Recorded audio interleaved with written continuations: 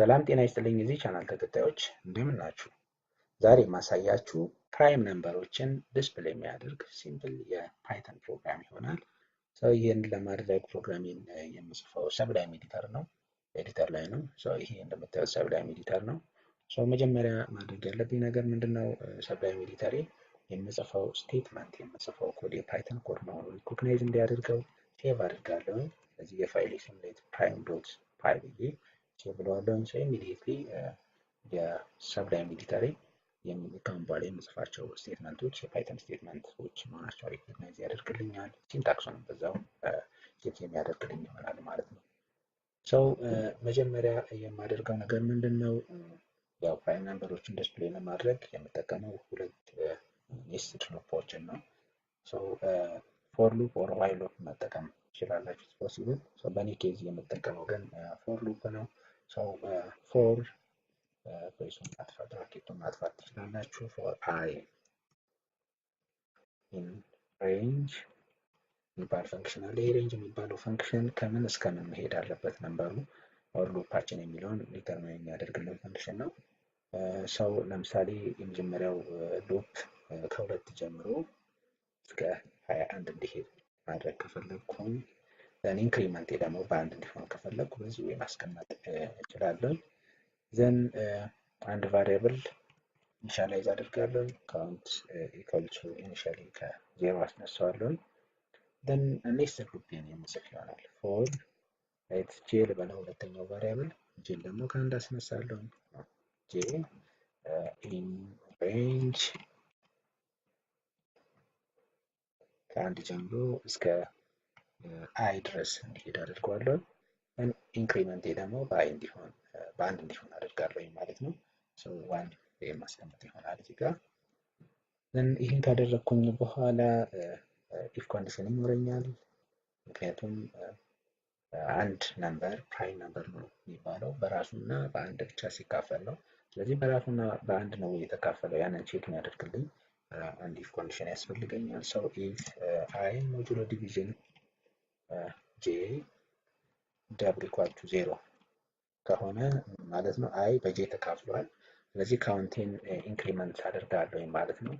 ካውንት ፕላስ ኢኳል ቱ 1 አደርገዋለሁ። የካውንት ቫልዩ በአንድ ኢንክሪመንት እንዲያደርግ አደርጋለሁ።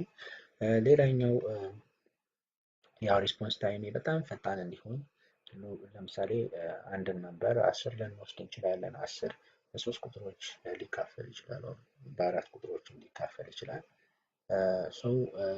ከሁለት በላይ የሚካፈል ከሆነ ከዛ በላይ ያሉትን ነምበሮች ቼክ ማድረግ አይጠበቅብኝም፣ ስቶፕ ማድረግ ይኖርብኛል ሉፑን። ይህን ለማድረግ ኢፍ ካውንት ግሬተር ዛን ትሩ ከሁለት የሚበልጥ ከሆነ ስቶፕ አድርግልኝ እለዋለሁ። ብሬክ እለዋለሁ። ይህን ካደረግኩኝ በኋላ ሉፑን ኢነር ሉፑ ከኢነር ሉፑ ሲወጣ ቼክ ያደርጋል የካውንት ቫልዩ ስንት ነው። የካውንት ቫልዩ ሁለት ከሆነ ይህ ነምበር ፕራይም ነምበር ፕራይም ነምበር ደግሞ ከሆነ ዲስፕሌይ ማድረግ አለብኝ። ፕራይም ነምበር አይ ነው።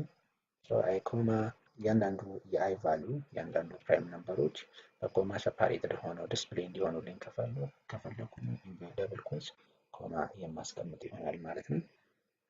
ዘን አሁን ፕሮግራሚን ጨርሻለሁ። የሚቀረኝ ሴቭ ማድረግ ነው። ሴቭ አደርገዋለሁ።